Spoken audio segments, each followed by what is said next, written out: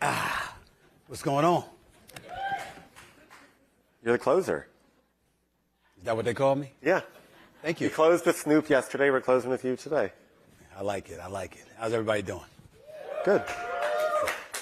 When did you get into town? I got into town yesterday. Okay. I had to go do first take and all of that stuff, take care of some business, and now I am here. Okay. Well, I got to fly out of town and do a first take from Tennessee State, HBCU, tomorrow. Yeah. When you started your career, being a columnist at a national newspaper was probably the most influential job you could have in sports media. You had talk radio, ESPN blew up. You're now the most recognizable sports talk person sports media personality, I would say. How do you see your business changing with streaming and social media and what you have to do to sort of stay on top? Well, you've got to diversify. You've got to make sure that you're paying attention to what the audience wants. You have to understand that who your audience is and where they are. The audience that listens to you on radio might be different than the audience that's watching you and listening to you on your podcast and your YouTube show. Might be different than the audience that's watching you at 10 o'clock in the morning on First Take. For me personally, it's not that challenging from the standpoint that working at ESPN, there's always been a potpourri of shows. What you saw from me on First Take might be a little bit different than what you saw from me on NBA Countdown. It might be a little bit different than what you saw from me when we had Outside the Lines. It might be a little bit different than when you see me on the Sports Center. A lot of times also the personality that you're working with comes into play. Somebody that's hosting the 6 o'clock Sports Center might be different than somebody that's hosting the 11 o'clock, might be different than somebody that's hosting the overnight. You're coming on before games, so you have a certain attitude. And then another show, you're coming on post game.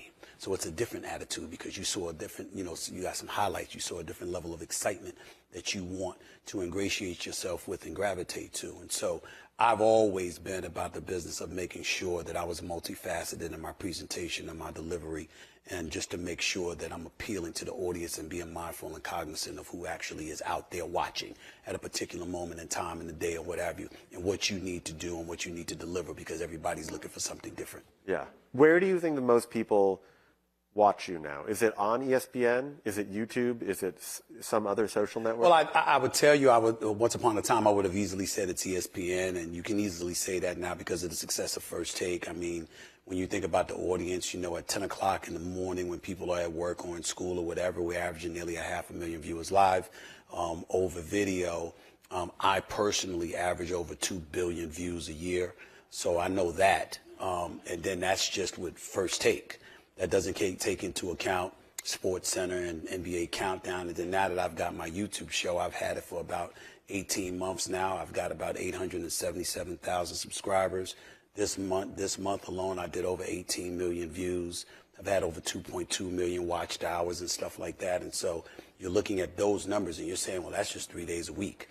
And that's me talking about pop culture and entertainment with the P. Diddy scandal or whatever. And, it's not me getting into sports as heavily.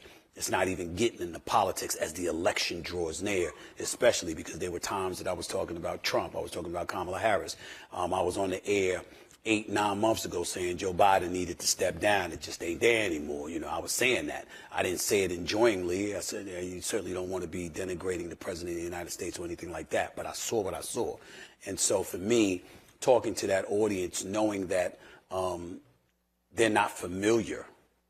At one time, they weren't familiar with that, but then those algorithms kick in. You talk about it enough, all of a sudden your name comes up.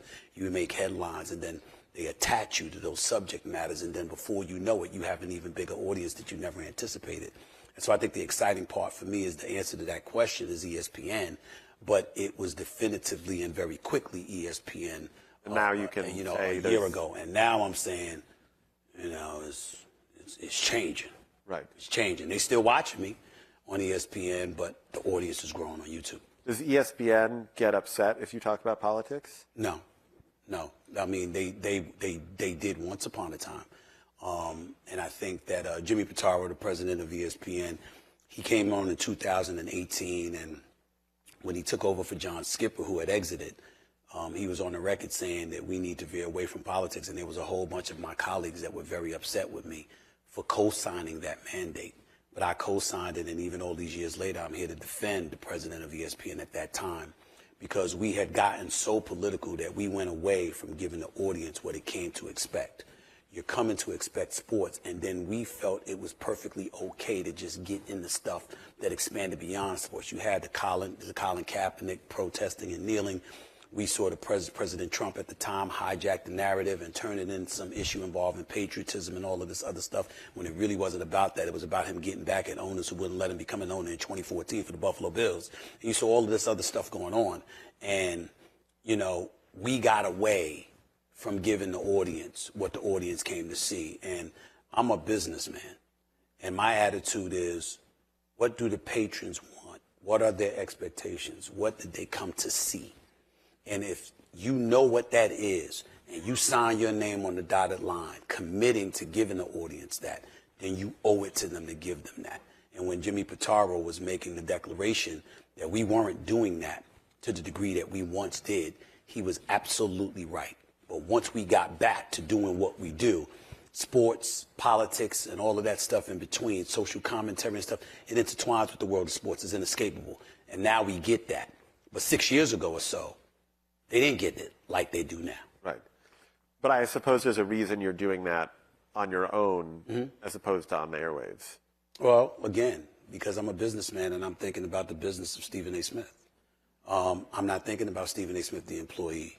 I'm thinking about straight shooter production, straight shooter media, and the kind of aspirations that I have. That doesn't mean that I want to go away, that I want to stop doing sports, that I want to stop working for the people that I work for. But they are keenly aware of the fact that I have a strong desire to expand. You would see me on News Nation a week before the election night doing a town hall. You see me on CNN. You see me on Fox News. You've seen me being interviewed by political commentators and what have you. I like doing that. You've seen me talking about P. Diddy one minute, Will Smith, Chris Rock the next, and so on and so forth. I'm one of those guys that wherever the pulse of the people are at, what is on their mind and what they're most interested in, I like to be a part of that dialogue and a part of that conversation. And so when you come to me, graduating from an HBCU, Winston-Salem State, struggling the way that I did to get to where I am, climbing up the charts from the New York Daily News as a high school reporter to the Philadelphia Inquirer, working on TV, CNN, SSI, to Fox Sports, to ESPN. I bust my ass to get to where I am. And I don't want anyone telling me, we're pigeonholing you in this box and we have you in this corner and that's where you belong and that's where you'll stay. I'm not rolling like that. That's not who I am and that's not who I'm going to be. Okay, that's a good cue I want to read you a quote. You were profiled by GQ in 2019. Okay, in 2019. I don't remember, but I'll take your word for it. Yeah. Your former colleague Max Kellerman had a quote about you. Okay. Stephen A. is never going to be happy. That's why he's successful. When you're on the top, when you're on top, the reason you're there is because you are a chronically dissatisfied person. I think that's a bit excessive. I think that if you know me, if you know my inner circle, my family, my friends, my loved ones, I am a very happy man. I'm living a pretty good life. Seems like it. You know, working real hard. I work real hard because I love to work. I get that from my mama. God rest her soul, and I'm very proud of that. To me, I'm off when the job is done. I believe in excellence. I believe in doing the best that I possibly can do and exhausting every means necessary to be the best that I can be. But in the same breath, don't get it twisted. I know how to have a good time, and I have a good time quite often. It's just that, when people work with you, there's a level of intensity that I bring to the table. Nick Saban has one of my favorite quotes. Mediocre people don't like winners, and winners don't like mediocre people. And I listened to that, and I nodded my head in affirmation, because you can work with people, and I'm certainly not talking about Max Kellerman here, but you can work with people, as I have in my career, and you run across people that they're fine with getting by. They're fine with punching that proverbial clock, turning it in, making sure they did their job, and that's all they got to do. No, there's a result at the end. We're in the ratings and revenue business. Are we winning? I don't care who I'm working for. This is one of the reasons that I believe that I'm one of the greatest people to work with, because I think about my partners just as much as I think about myself. Are we winning? If I'm winning, but you're losing, we're losing, because we have not achieved success for the both of us. Right. We know what the mandate is. And when you run across people that don't care about whether or not somebody else is winning, and all they're concerned about is the fact that they got theirs, they're very easy to spot. They're not difficult to locate. And when you have to work with them every day and you're committed to success, that's a very difficult proposition to partake of on each passing day. And I'm one of those people that I may not say much, but I want you to be uncomfortable with me. I want you to be uncomfortable around me. I want you to be around me and, you want to get away from me as fast as you can. If you're mediocre and you satisfied with being mediocre and you don't give a damn and you don't care about the results, you don't care about winning, I want you uncomfortable. I really, really do. People like the late, great Kobe Bryant, God rest his soul. You knew his mentality. Michael Jordan has been a friend of mine for years. You knew his mentality. I mean, these are people that were winners. And I believe in being a winner and exhausting yourself to do it.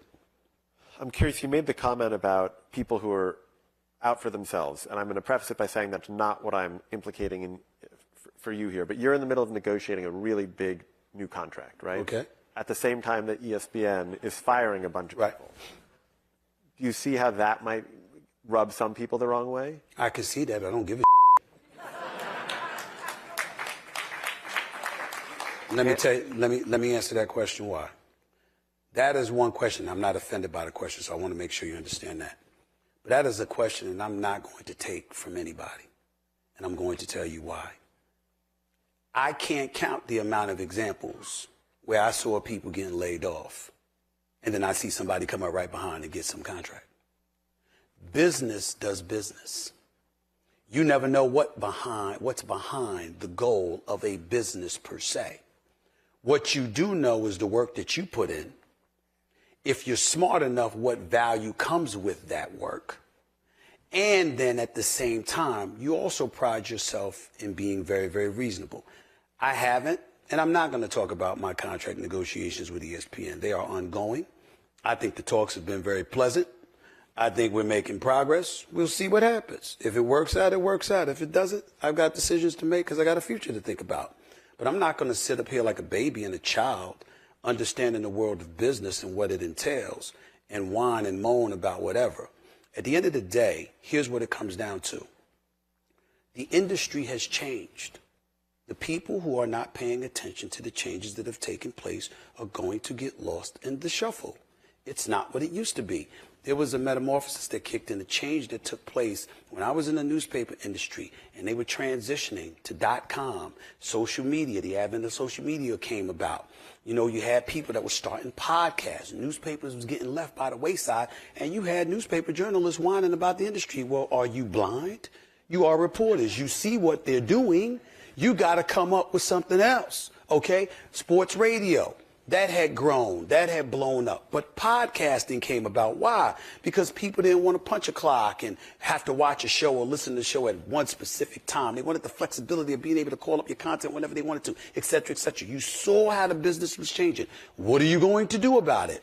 Same thing with television. Now we've got streaming. Linear television is supposed to be dying. I will remind you, linear content is not. Linear television is. That means somebody doesn't want to have to buy a big-ass TV to watch it in their house when they get home from work or whatever. They want to be able to watch it on their phone. They want to be able to watch it on their iPad. They want to be able to watch it on their laptop. This is what they want to be able to do. You have to know these things. In the process of knowing these things, you build an audience. You build content. You're a content provider. You're doing all of these things. And then the people that you work for benefit from that. They master how to monetize it, or at least they hope to. And they go about the business of putting it out there so folks can get paid.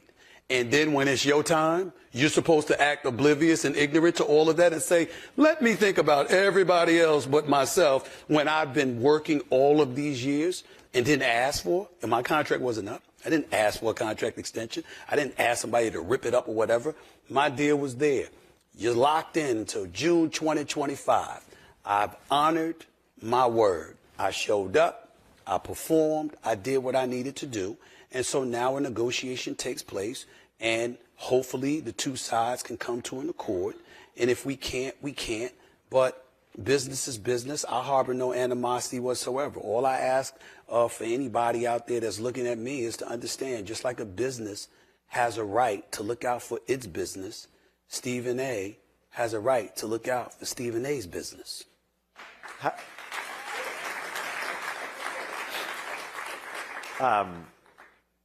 Without getting into the particulars, seems like you want to stay at ESPN, right? That would be your preference? In a perfect world, Jimmy Pitaro's a great boss.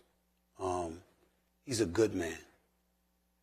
It's hard when you look at the world and how divisive it is, how sleazy it can be, and what have you, to run across a man that you genuinely like.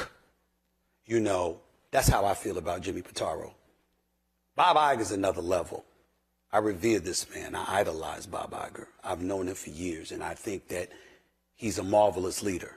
And what he has done for the Disney family, to be in-house and to see the obstacles and to see how he's maneuvered his way through that terrain for that 16-year run before he retired, and what he had to facilitate cleaning up once he got back, despite so many reports and troubles and all of this other stuff. To have a relationship with somebody like that where you see him give you advice about you personally, about your personal affairs, about things that have nothing to do with the job, but it's going to help you grow as a human being and as a man. I can't say enough about him. You don't have that every day. And so on that level, when I think about that, I think about a Burke Magnus, who I've got a good relationship with, the Dave Roberts, who I've had a long-standing relationship with. Yeah, on that level, you don't want to leave when you have people like that. But they are fully aware that while I have a desire to still do some of the things that I do, I also have a desire to do my own thing. And I'm not going to let anything stop me. So if you, in this new deal, you would not want to fold the stuff you're doing outside into the contract. You want to make sure that you have the right to do stuff outside. Absolutely. And I will not do anything that disallows that. And is there anything you're not doing now that you want to add to the plate? No, I mean, it's not so much that. What happens is that once you have a taste of success, everybody wants a piece of the action. And, well, there's pieces of the action I can't have as somebody that's worked there, even though I've contributed to the success of what they have. So just like they achieved the success on their own based on their creative and what they built, what I've created and what I'm building, I want for myself. Right. And so, you know, that's really what it is. Again, it's the talks are going well. There's nothing bad going on, despite the reports and stuff like that. I'm alarmed at how ignorant folks are. I don't think the reports are that things are going bad. The reports are that, you know, well, they're saying, they offer X, you want Y. Well, they've been wrong. How about that? Okay, they've been wrong. But I let them do that, and because I like to see as a journalist. I've been a journalist. Yes, I'm a personality and all this stuff, but New York Daily News, Philadelphia Inquirer. I've been a journalist for nearly 30 years. Right. And there's a whole bunch of people that write that are still in those press boxes when I was there. I know who they are. I know how they think. I know what they're going to say before they say it. I know who they're talking to. I know who leaks information to them. I know this, okay? They're not fooling the damn soul. I just let them do it because I want to see who's going to.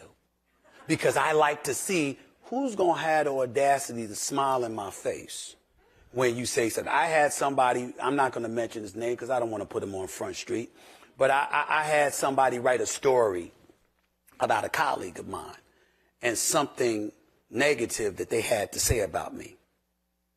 And that bastard was in front of my face.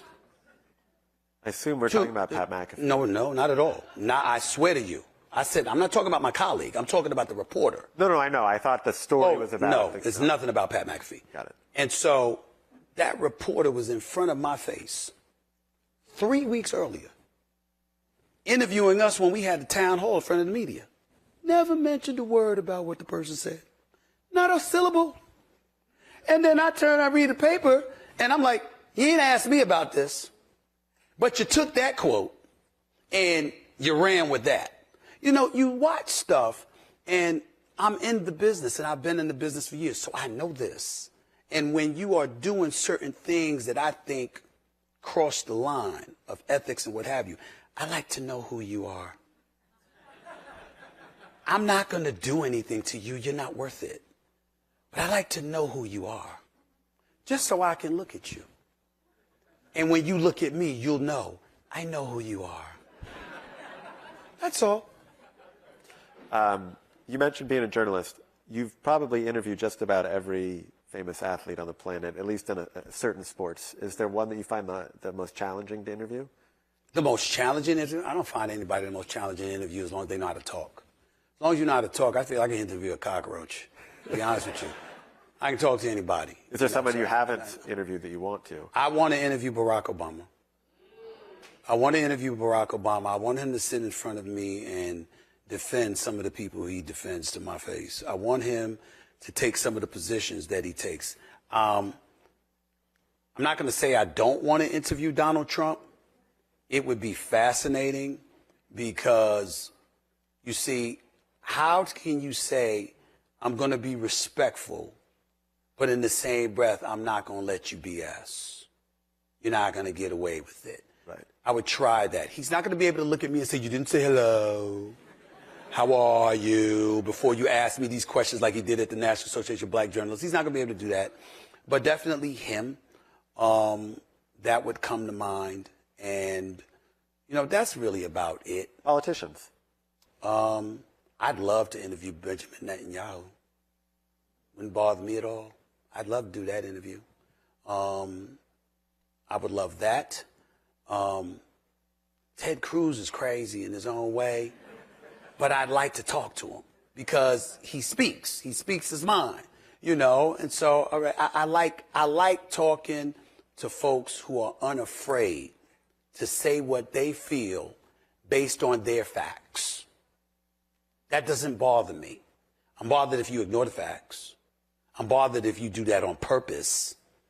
But if you believe something and you have the facts that back up your belief, let the people decide. Tell them what it is and let them decide. So you mentioned Obama. What are the things that you want to see him stand up behind? No, I just think that, you know, Barack Obama is a person, obviously, profound respect. First black president of the United States of America, wonderful first family, best first lady I've ever seen, et cetera, et cetera. But, you know, when I think, I'm a centrist, and I think the world is cyclical. Sometimes you need certain policies, sometimes you need certain others.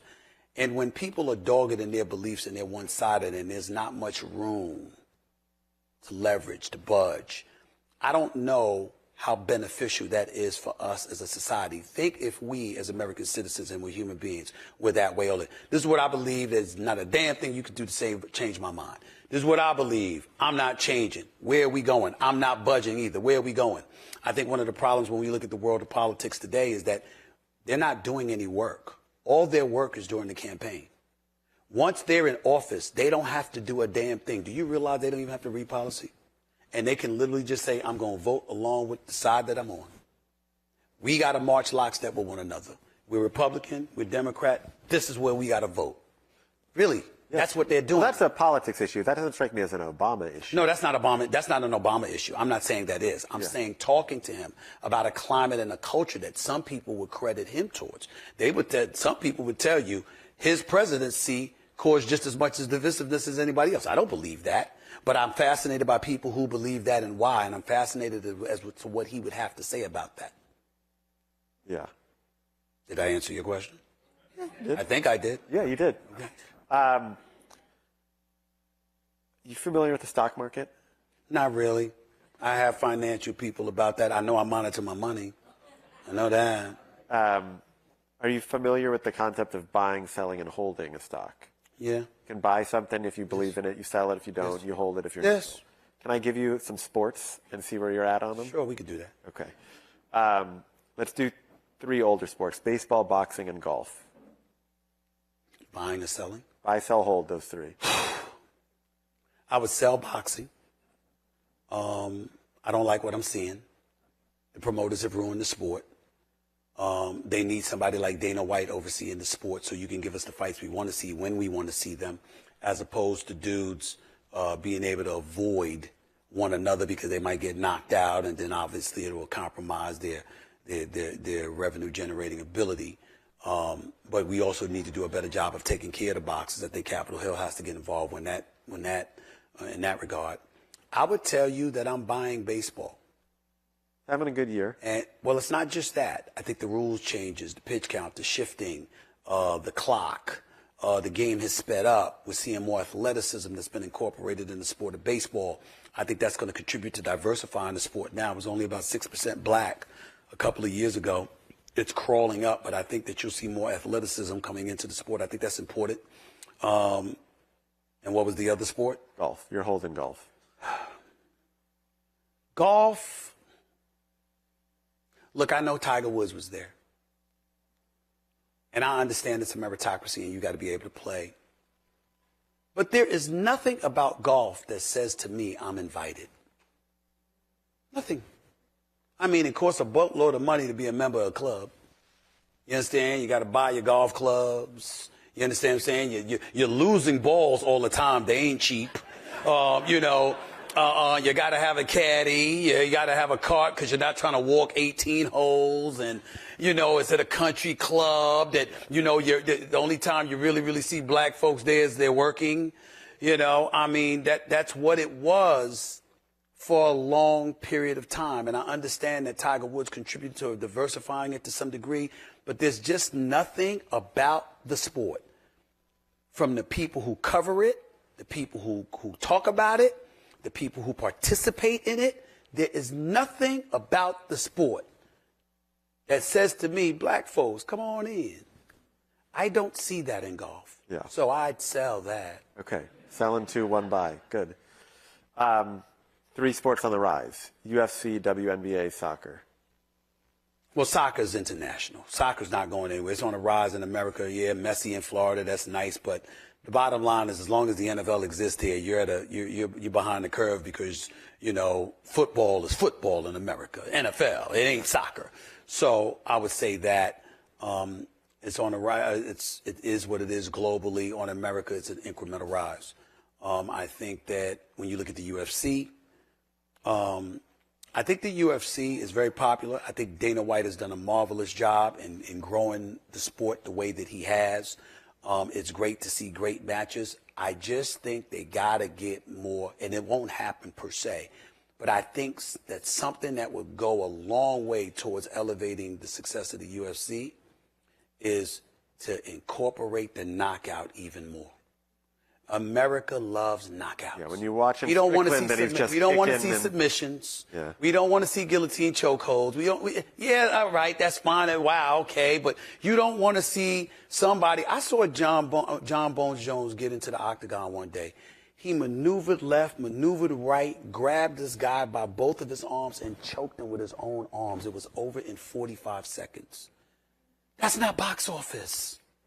But Conor McGregor knocking out Aldo in 13 seconds, you still saw that knockout. Yeah. So it's what Americans appeal to. So I would say that's going to still be on the rise. Plus, boxing has helped the rise of the UFC because of the organizational structure that Dana White has made sure to ensure, or rather was incorporated, and I think that helps them. Now, what was your third sport? WNBA.